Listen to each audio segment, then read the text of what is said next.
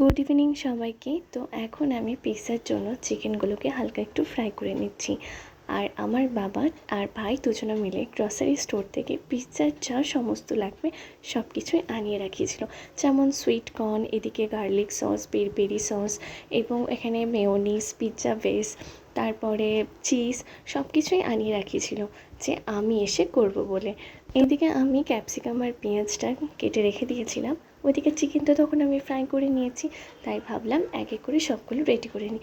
তো এখন কিন্তু আমি চিজ দিয়ে আমি দুটো পিৎজাটাকে একদম ঠিক করে নিয়েছি। তো প্রথমে ভেবেছিলাম যে একটা ভেজ করব, একটা নন ভেজ করব। তো যেহেতু দিদা ঠাম্মারা সেরকম মতো খায় না, তো ভাবলাম দুটোই আর কি নন ভেজই করি। তো এইদিকে কিন্তু মাইক্রোওভেনে দিয়ে দিয়েছি। তো তারপর তো আর ওখান থেকে বের করতেই পারছিলাম না, কারণ ভীষণ গরম ছিল। তো আমি মাকে ডাকলাম, তো মা এসে এটা বের করে দিল, কিন্তু মায়েরও যেহেতু গরম লাগছিল হাতে, তো অনেকক্ষণ পরই এটা বের করতে পেরেছে। যে ফাইনাল রেজাল্টটা কেমন হয় সেটা জানবার জন্য, কারণ আমি ফার্স্ট টাইম মাইক্রোওভেনে পিৎজা করলাম। এর আগে করেছি গ্যাস ওভেনে, কিন্তু তখন একটু না শক্ত মতো হয়ে গেছিলো তলের দিকটা।